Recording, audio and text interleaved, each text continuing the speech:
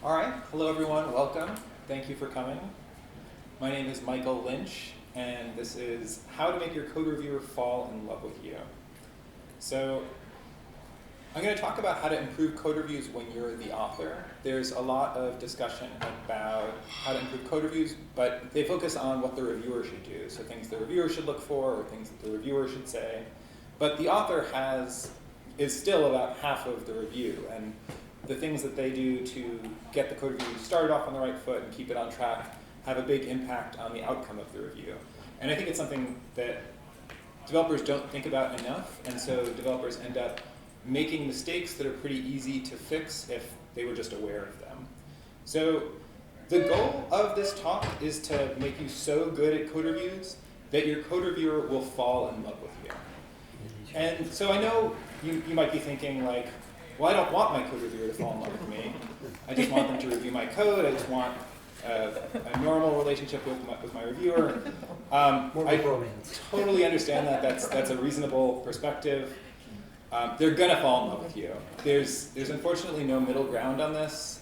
You're either not very good at preparing your code for review, or you're so good at preparing your code for review that anybody who reads your code falls uncontrollably in love with you. So they're going to fall in love with you. It's going to be fine. But then your question is, like, why should you bother improving your code reviews? The reviewer is the one who has to do the heavy lifting and give feedback and think about your code. But if you approach your code review in a thoughtful way, it helps your reviewer, it helps your team, and most importantly, it helps you. So it helps you learn faster, and one of the things that I like best about code reviews is I think it's a great way to grow in your career as a developer. All the most important things I've learned about the craft of software have been through code reviews. And so if you are using code review time to learn things like, oh, you're putting the curly braces on the wrong line, or you put too many characters on this line, and now it's over 80 characters, or whatever the limit is, that's not a great use of code review time. It's not going to really help you in your career as a developer. But if you approach your code review in a thoughtful way and you make it so that your reviewer can give you more constructive feedback and more useful feedback, it's going to help you grow a lot faster as a developer. It also makes others better. I think code reviews are a great way to percolate good practices throughout a team and throughout an organization. And so I know personally when I see something I like in a code review, I think like, oh, that's something I can add to my tool belt. And that can be something like a programming technique that I didn't know about. It could be an API I didn't know about, or it could just be the way that the person approaches the code review. And I've learned a lot about code reviews just from seeing other people do things that I like in a code review.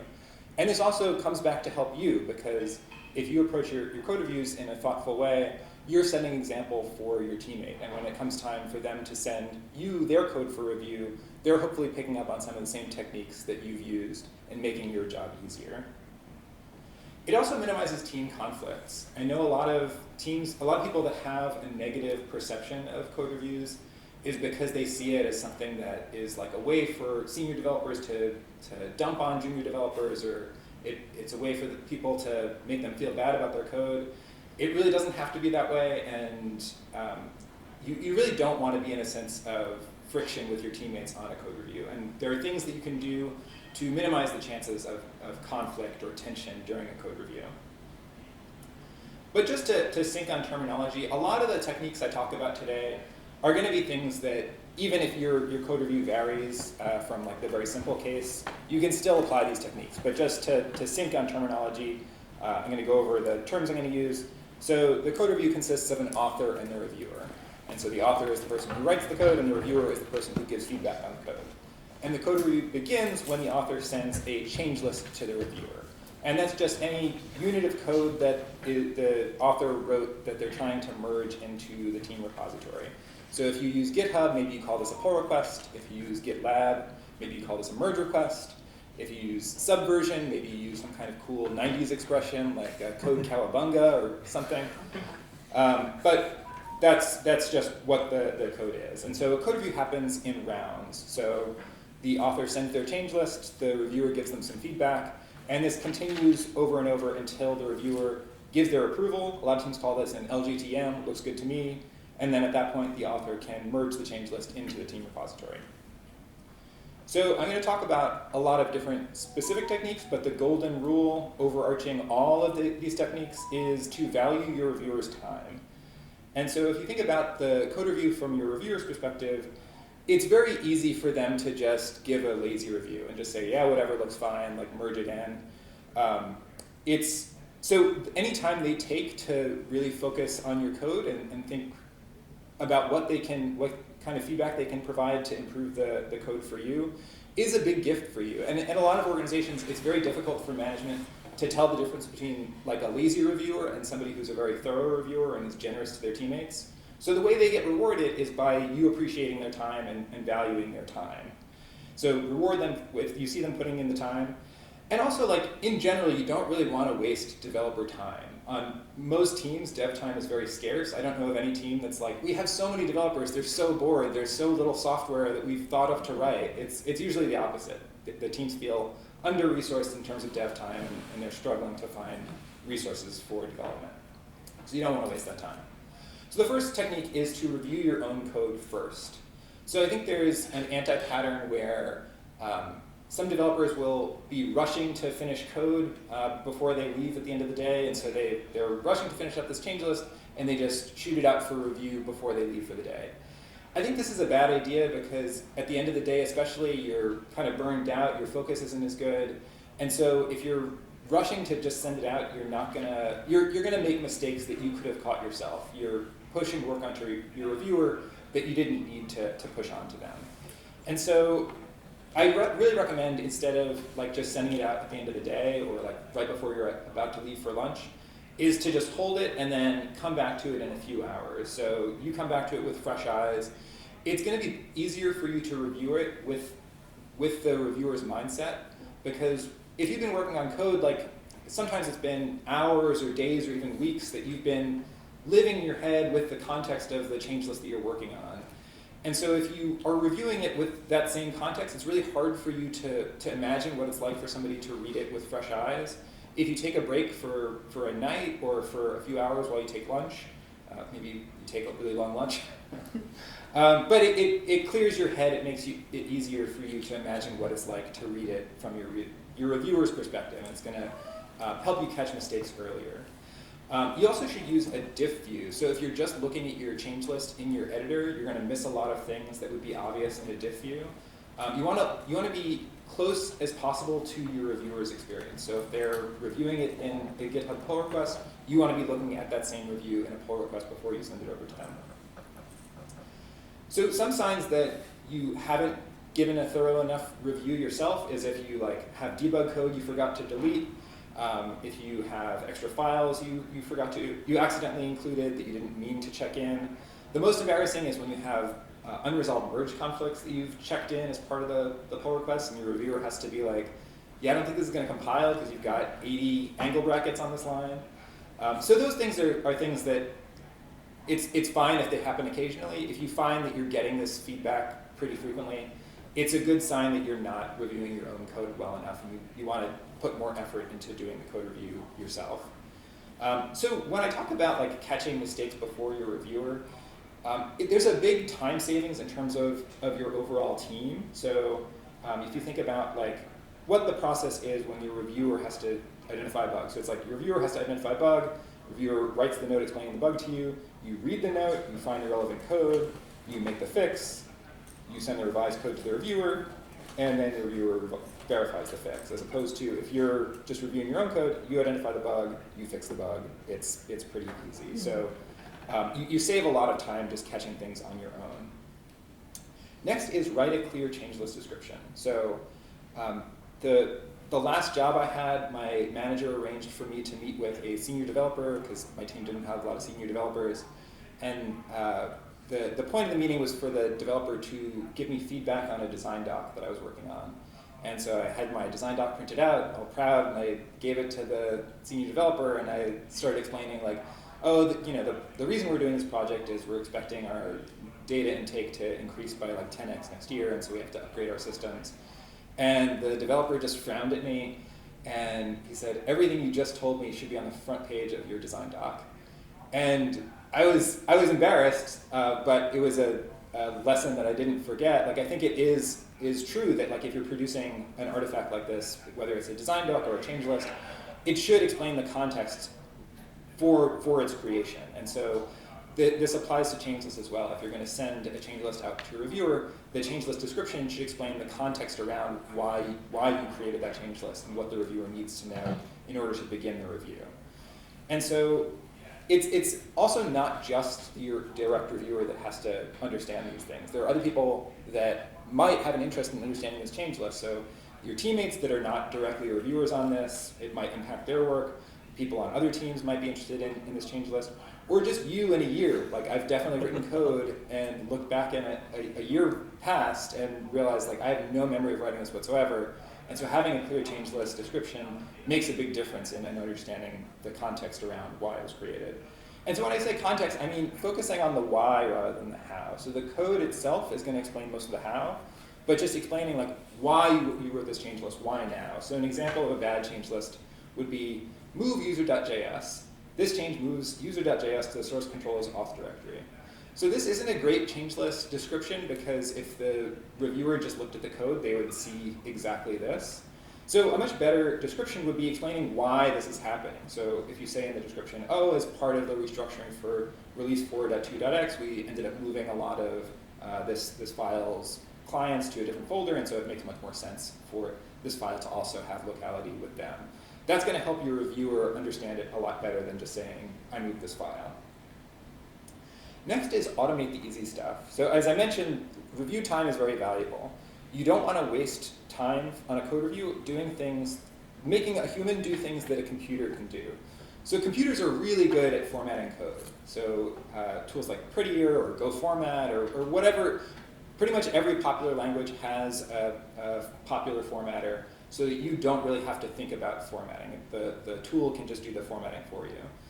Computers are pretty good at identifying style violations. They can be a little bit noisy or miss things, but I find in general, teams that use automated style checks have a more consistent code base and a higher quality code base than teams that don't. Computers are also very good at identifying build failures, so code that doesn't compile or code that breaks automated tests. So my first job ever was at Microsoft 15 years ago, and they didn't have any kind of continuous integration. So part of the code review process was called a buddy build, and so the author would send the change list to the reviewer. The reviewer would then take a copy of the Windows source tree, apply the change list, and compile it on a test machine. And this could take like 10, 15 minutes to compile this branch of the source tree, and then you report back, like buddy build OK on AMD64. And it was like a very inefficient process. And like when I switched from Microsoft to Google a few years later, I was very relieved to see it was automated. But it was funny because like continuous integration, this was in 2007. I'm not talking about like this was in the 70s before continuous integration. Like continuous integration existed, Microsoft just wasn't giving it to us for whatever reason. So they were paying developers a lot of money to just compile manually, which is silly. But in 2023, you definitely should not be doing this. You should be using continuous integration. If you're not familiar with continuous integration, it's a class of tools that lets you take the source repository and the change list and run it in a clean environment, whether that's a clean Docker container or a clean virtual machine. And it just ensures that there's nothing on the developer's machine that they've forgotten to check in or some dependency they've installed that is necessary to run the code. So it runs in a clean environment, verifies that everything compiles, all the tests pass, and there's nothing missing that's not defined in source. So that should be the first step before a human even begins looking at a code. It should be all the computer tests have passed, everything in continuous integration has already passed. The drawback of continuous integration is that it's typically slow. So it takes time to spin up a virtual machine and see all the tests pass. So another thing that you should do is work on reducing that feedback loop. And so one way you can do that is with Git pre-commit hooks. And if you're not familiar with those are scripts that you can integrate into your Git repository. And every time you run git commit, before it makes the commit, it runs those scripts. And so the scripts can do things like check formatting or run unit tests. And if the script fails, the commit doesn't happen. It says, nope, you broke the build, like before I actually make this commit, go and fix the thing that's breaking the script. And then even faster than that is integrating linters and formatters into your editor. So for most languages, for most frameworks, there's integrations with popular editors. And so it can tell you, like, as soon as you hit save, it'll tell you, like, no, this is violating style, or as soon as you hit save, it reformats your file to be in your team's preferred style.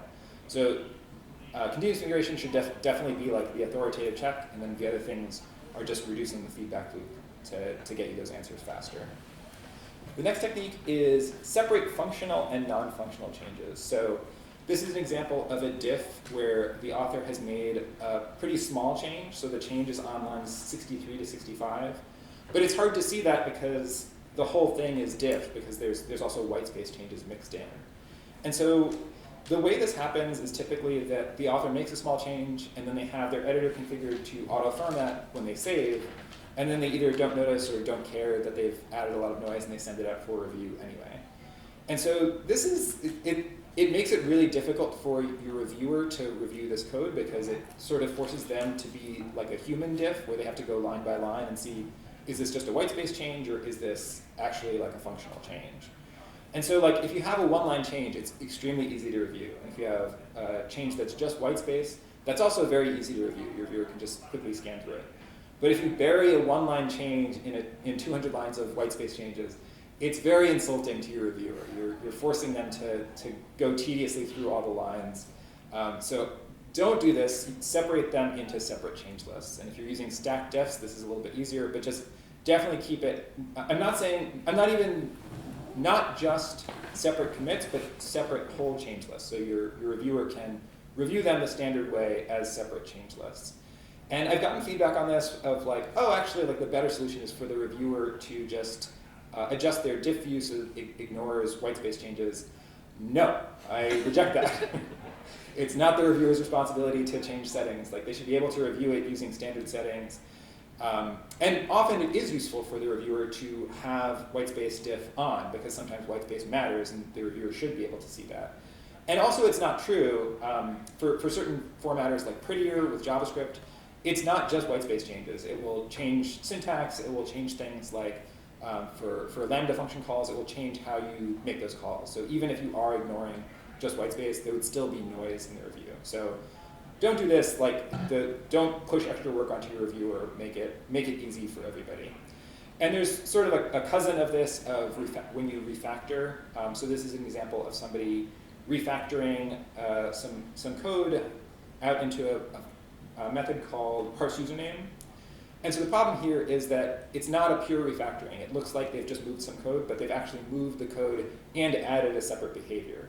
And so the reviewer is either going to overlook the fact that they've added code and not review it, or they're going to basically be a human diff and have to look at every line and see, is this just moved or is this moved and changed?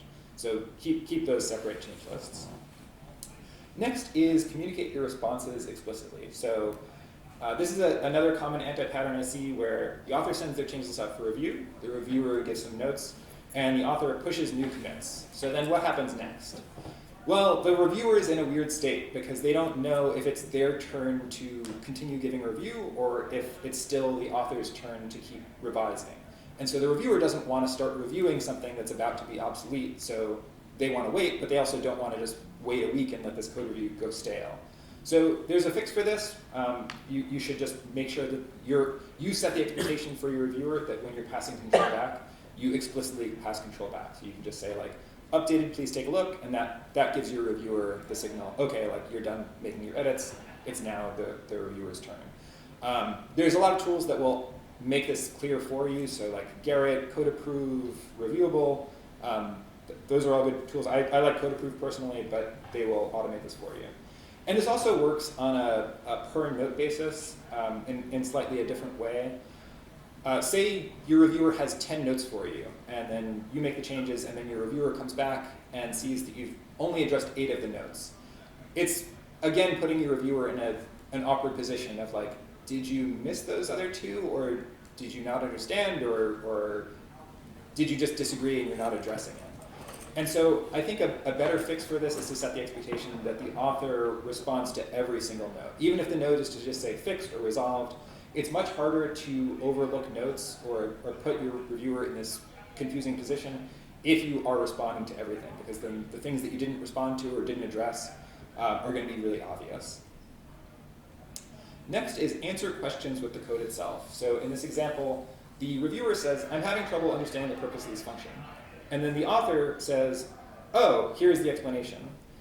And so this is solved for these two people that are participating in the review today, but what about in a month when they've forgotten the conversation? So like now they both understand, but like they're not going to remember this conversation a month or a year from now. And it also doesn't really help the people who weren't participating in the review. And so if the way that people are understanding your code is that they have to come to you for a one-by-one explanation, that's not really a great system. Like you don't want the way that people to understand your code is that like everybody has to individually come up to you and get explanations for every implementation choice that you made. And so a much more scalable solution is that the code answers questions itself. So if your reviewer has this question, it's pretty likely that other people are going to have the same question. So you don't want them to have to come to you. It should be self-evident from reading the code. So you should refactor the code to make it so that future readers don't have the same question. So like if you can restructure things or change naming, those are really good techniques to prevent people from having the same question. If you can't express it with the code itself, you can add comments just for things that you think the reviewer or future readers might wonder about. Next is respond graciously to critiques. So I mentioned code reviews can be a source of tension, and a lot of people that have a negative experience with code reviews, it's often people who take a lot of pride in their work, and so when they receive critiques about their code, they see it as a personal attack. And this is especially true when you have coworkers who aren't very good at feedback and they frame things as a personal attack. But the thing to remember in a code review is that it's about the code and it's not about your value as a developer or your value as a person. And so as much as possible, try to approach the conversation as like, this is two people trying to make the code as good as possible. We're trying to meet the goals of the team, and we're trying to make it maintainable as possible for the team. And so if your reviewer is not very tactful, you want to like stay objective. So if they start talking about like kind of abstract things like, oh, this is not good quality, bring it back to like, okay, what are the goals? Like when we talk about quality, like what are the specific things we want to achieve quality? You want to resist defensiveness and like seeming like you're just digging your heels in on your decisions, because then the reviewer is going to dig their heels in and you just kind of get stuck in stalemate. So as much as possible, like signal that you're open to change, that you're open to getting feedback from your reviewer about what can be improved. And so this is an example of the reviewer catching something that's like a very subtle bug in the code. They say this won't work for January and February of 1900. And so when I get feedback like this, my natural reaction is to be kind of defensive or to explain away like why I made this mistake, or like, oh, sorry, like I wasn't paying attention, or to say like, oh, this is something like we don't have to worry about this. And I think that's actually, that's not a great way to respond. If my reviewer is taking the time to really think about my code and catch these subtle bugs, I want to show appreciation. So like something I say a lot is like, wow, nice catch. Like they did a really good job thinking about my code. And it might not sound intuitive, but when your reviewer is giving you feedback about subtle bugs in your code, that's generally a good sign, because it means that you've eliminated a lot of the easy stuff. Because if you're adding a bunch of noise to your code review with a bunch of white space changes or things that like are just style that like your reviewer shouldn't really have to think about, it might distract them. It might make it harder for them to notice the really subtle behaviors that are actually going to matter in your code. And so it's a good sign when they're catching things that are subtle. But sometimes your reviewer is just wrong. And so in this example, the reviewer is saying, there's a buffer overflow, we never verify that we allocate enough memory. And the author says, in my code, impossible. And then they go on to explain that if the reviewer had read like 5 layers down in the stack, they would have caught some subtle invariant that would have prevented the buffer overflow from happening. So this obviously isn't a very good response to somebody pointing out that the reviewer is wrong. And so the thing to keep in mind is that even if somebody thinking that there's a bug in your code, it's almost as bad as a real bug being in your code, because it's going to burn effort every time somebody reads it. If a lot of people are going to read it and think like, oh, there's something wrong here, and they have to spend time verifying that it's not wrong or convincing themselves that the behavior is correct, that's wasting a lot of time that doesn't have to be wasted. So I'm reminded of the Tony Hoare quote there are two ways of constructing a software design. One way is to make it so simple that there are obviously no deficiencies, and the other way is to make it so complicated that there are no obvious deficiencies. So obviously you want the former. You want it to be, you want your code to be correct like based on inspection. It shouldn't be so complicated that they think that there are bugs that they're not actually there. And so this is similar to when your reviewer has a question. Can you refactor the code to prevent them from thinking that there's a bug? Can you change naming and just make it more obvious? Can you add, if sometimes there's just like inherently tricky behavior that is hard to prevent just with refactoring. So can you add comments to, even if it has to be like, I know this looks wrong, but actually it's this. That's better than letting people just think that there's a bug there. And also adding tests, so adding unit tests or automated tests, end-to-end tests to show that it behaves correctly given the scenario that the reviewer is bringing up. Especially for things like, oh, like I don't think this is going to handle the input correctly if the number is negative, or I don't think this is going to handle input correctly if the string is 10,000 characters long. It should still be correct in the production code. They shouldn't have to go and read the unit test to see that the bug isn't there. But the unit tests are a good way of verifying, of proving to people like beyond a doubt that it does the right thing. And even if you change things during maintenance later, it's still going to do the right thing. So next is artfully solicit missing information. So one piece of feedback I struggled with for a long time is when my reviewer would tell me something like, this function is confusing. And so my natural reaction would be just to say like, well, what's confusing about it? But I never liked that reaction because it sounded defensive, like it sounds like I'm doubting my reviewer's perception of the code. And like I always tried to avoid saying something like that. And I couldn't think of a good response for a long time, and then I had a coworker who was like a very generous teammate, and I accidentally gave him the same kind of vague feedback on his code. And the response he gave back to me was, what changes would be helpful? And I found it so disarming, and I really like this response because it shows that you're open to change. You just need to know more from your reviewer about what kind of changes they'd like to see. And so I use this a lot, like what changes would be helpful, or some kind of variation on that. The other thing you can do is just take a stab at it. If they tell you something like, this is confusing, you can look at the code and figure out something to change about it. You can change naming, maybe like make variable names more descriptive, but there's something you can do that might get you closer to what they have in mind. If you just ask like, what do you want? There's like a 0% chance that you made the change they want. But if you change something, you made some other choice, it shows that like there's at least a chance you get it right. And if not, at least shows that like you're open to making the change. You just need to know what kind of change they want. And last is award all ties to your reviewer. So in tennis, the official rules of the US Tennis Association is that in a game with no officials deciding what's in or out of bounds, the person responsible for deciding whether the ball landed in or out of bounds is the player closest to it. So if it's on your side, you have to give, and you see the ball land on your side and you're not sure if it landed on the line or just outside, you give the benefit of the doubt to your opponent. So you either play it or you give your opponent the point.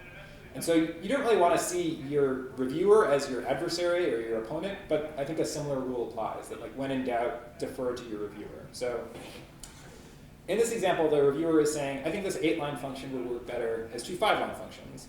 And if you're the author, you think maybe, well, I think it's clearer as just one function.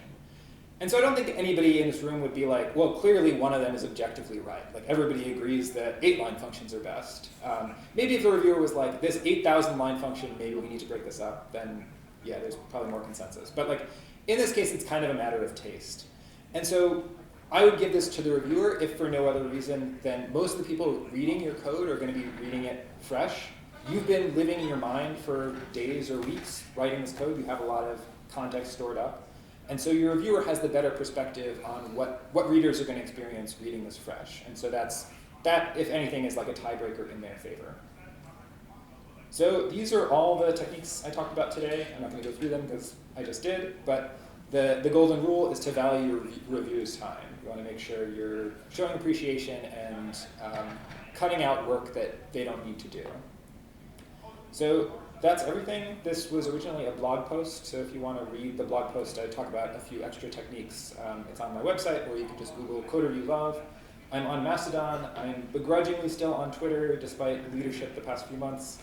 I also co-host a monthly meetup for people in Western Mass that run small businesses or have side projects that they're trying to get started, or even just thinking about that.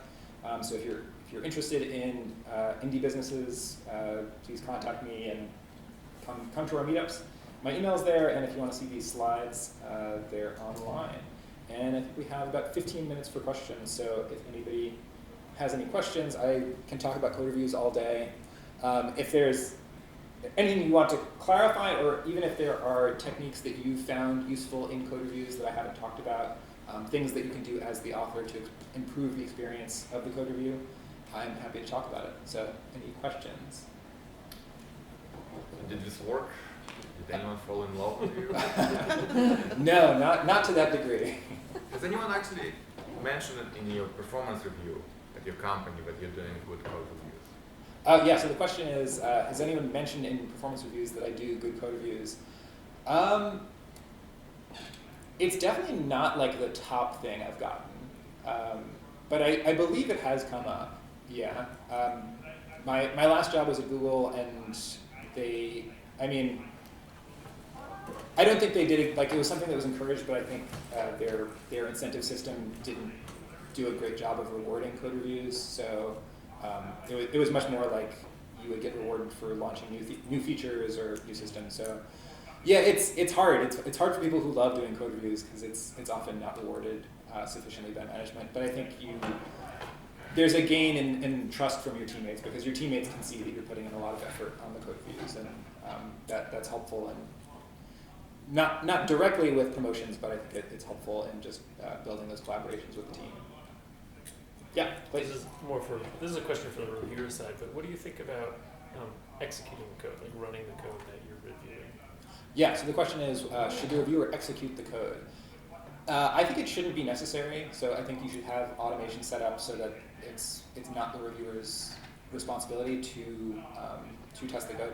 I think there's sometimes when that comes up where it's like, it's not practical to write an automation for like some scenario you have in mind, and then in that case maybe the reviewer wants to test it. But I think it generally should be on the author side, just to say like what kind of manual test they ran. I think it's also like it varies. If you're finding that you're like missing things that could have been tested manually at review time, that's either a sign that you need more automated tests, or maybe it is like appropriate in some cases to do some like ad hoc testing. But I'm a big fan of automating as much as possible. Yeah. So where I work, every time we spin up a pull request, it creates a new instance with that pull request code. And generally when I go in, like it deploys, then I'm like, I tested in that stack. Yeah. And I'm like, hey, these are the test steps, and here's my test content when I proved it worked. Yeah. And then people go, like, they don't have to go through like 30 steps. You create the content and go through all the process. They go, click, oh, no, that's supposed to be blue, it's green. Oh, yeah, crap, thank you. Yeah. But yeah, we spin up instances, and yeah, I put in links to, this is where I created test content. And it helps us identify a lot of little things like, hey, this is supposed to be blue now, it switched back to green. Oh, thank you. Yeah. Yeah, I like that a lot. Like with, I have one project on Netlify, so that like every branch, like what you're saying, it builds the branch and then deploys it to Netlify, so there's like a live URL. Anybody that's curious can go see how it performs on any real deployment. Any other? I guess it seems like generally for reviews it makes sense to have somebody who's more experienced review. But what do you recommend if you're having code changes by the most experienced people? Is it helpful to have that reviewed by newer devs, or do you always want to try to have the most experienced people looking things over? No, I think it's helpful to have the junior reviewers, because it's like the junior reviewers have to maintain the code as well. It's not like only the senior reviewers are ever going to touch it, and I think the code should make sense to the most junior person on the team, and so like they're often a good person to review because they don't have like the tribal knowledge that the more senior people might have. Yeah, I guess I'm wondering if you have any advice about how to assign that? How to assign it? Yeah, Design I it? mean, like, I don't know. I struggle with that. I find that junior reviewers, especially if they're not used to code review, are uncomfortable giving feedback to a senior person because they're like, oh, what do I know? Who am I to criticize? Or like things that they think are wrong. They're like, oh, I don't want to look stupid by saying that like this is wrong. Yeah. So I try to just like really encourage people to like it's okay. Like you should anything that like looks wrong to you, or even things that you don't understand, like you should feel very comfortable pointing out that you don't understand it, and just like making sure that you're creating an environment where people feel comfortable saying like, hey, I don't get this, or like I don't understand. And sometimes it is like they're just going to give feedback that actually is like they've misunderstood some feature of the language or something, and so it's like this is some I stand by the code even though like you're confused, but I think it's like something that you'll learn as you're more familiar with the language, and so I'm gonna stick with it. But like, make it clear that like never shame them for like getting something wrong. Just definitely make it like, hey, yeah, this is like a confusing part of Python that like if you're not used to seeing, what is it? There's the feature that never made sense. List interpretations, is that the term for it? Those always like seem really confusing to me until like a year in. I was like, okay, now. But I think just like really nurturing like any willingness to speak up and point out things that don't make sense is helpful to just like make people more comfortable and because once they see like, oh, it's okay if I just don't understand it, I think they feel more comfortable giving notes. And one thing I thought about doing is like intentionally making mistakes, and then telling them I've made a mistake. I've never done that because it feels a little bit patronizing, like I'm the person that's allowed to intentionally make mistakes. I've also asked developers like after they've gone through this ramping up process like what they would have thought of that, and they've usually been like, yeah, that would have been fine, but I still feel weird about it, so I've never. It's just an idea I've had, not tested. Yeah. So when I do, sometimes when I'll do a pull request, I'll tag someone in it on the team who I'm like, and I'll say, hey, I'm going to start using this type of coding technique because I think it will be useful for this section. Beat up on it, let me know what you think. And sometimes they'll come back and go, that's great, I'm glad you let me know about this. I want to start using it too. Or, oh, this is why that's a horrible idea. Like, oh, thank you. But yeah, I will specifically tag certain people on certain issues, either to get their expert feedback or to let them know, hey, this is what we're going to try using now, so you can start using it in your coding. Yeah, that makes sense. Yeah, pull request a communication, right? That's going to have knowledge. It's not just find a mistake in my code. Right. Yeah. Any other questions or things people? What do you expect from the code reviewer? What would be, the best code review that you got? The best code review. I think the best code reviews for me are showing me like a simpler way of doing what I'm doing. So like, oh, there's a better way of testing this. Like the way that you're testing this is like requiring a lot of code, and it's like kind of fighting with the language. If you use this technique, like it's much more elegant. So I really like when reviewers do that. I like when reviewers, sometimes reviewers will give me notes like, oh, you should refactor it to like use this API, and it's an API I've never used before, or like a language feature I've never used before. And I appreciate those, but I really appreciate it when the reviewer shows me like, oh, this is how you use this language feature. Like if we rewrite it using like a Lambda function, it looks like this, and they just show the sample, and then I can just bring it into my code. I find that really helpful. And it shows that the reviewer isn't just like firing off feedback. They're willing to really take the time and like put in the effort to help me. So I like that in a review. Any other thoughts or questions? So we use pull requests and like code reviews as a way of going, if this guy goes away, I don't want him leaving a bunch of crap behind. Right. So I'm kind of protecting myself because like our sites will be up for 5 or 8 years. Yeah. So like this is a long haul thing. I want to make sure that the quality is up, so when I have to go back to this and look at git blame, if it's dumb, it's because it's my name, not somebody else's. Right. If it's somebody else's, I've had them fix it. Yeah. I think code reviews are such a great way of preventing knowledge silos and spreading knowledge across the team to make sure that like nobody feels like, oh, this file is my file, or this component, like I own this file. it really encourages the idea of like this is collectively owned. We all have to maintain it. It's like the organization owns this code, and we have to be able to help it survive even after any individual is gone. This is our dog food. Yeah. Any others? We've got 5 minutes, and if anybody just has thoughts about code reviews. Otherwise, I can hit the red button and we can wrap up. Sure.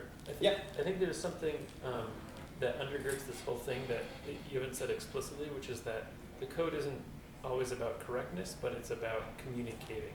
Yeah. And that's a lot of what these code reviews sound like you're really pushing towards is like, how can we make the code like the easiest for the junior developer? Right. Yeah, I remember I had this one experience at a job where there was it was a code review that wasn't going very well, and like I was reviewing, the author was not very open to feedback, and I thought they were doing a lot of things that made it like it was correct, but it was going like it was very brittle. So it was like if we maintained it, it was likely that we were going to introduce bugs later. And so I like brought this to my manager, and it was like we were kind of getting stuck in this code review, and they said, "Well, is it correct?" And I was like, "Yeah." And they're like, "Well, then what's the problem?" And then I told one of my teammates about this, and they were like, "That's not the bar. Like the bar isn't correctness." And I was like, "Yeah, that's right. Like the bar isn't just is it correct? Is it? It had like that's table stakes, but it also has to be maintainable. It has to be something that we're going to feel comfortable maintaining in the long term and make sense to other people. So it's not just like the hackiest code possible, but it still produces the correct output. It's has to be correct and also make it possible for other people to adjust it as circumstances change in the future." Got 3 more minutes. How many years have you been active as a coder or code reviewer? Both, actually. It's hard to say. I started writing code like not very good when I was a teenager, so 20 years ago. And then I've had periods where I am not doing it for my job. Like currently I run a company that software and hardware, but I don't really have time to write software much, so I do management more. So I'd say like in like full-time developer years, probably like 12, but not all those times as a full-time developer. Yeah. Any other thoughts? I can hit the red button, and then if you have off-the-record questions. Any secret off-the-record questions? All right. Well, thanks.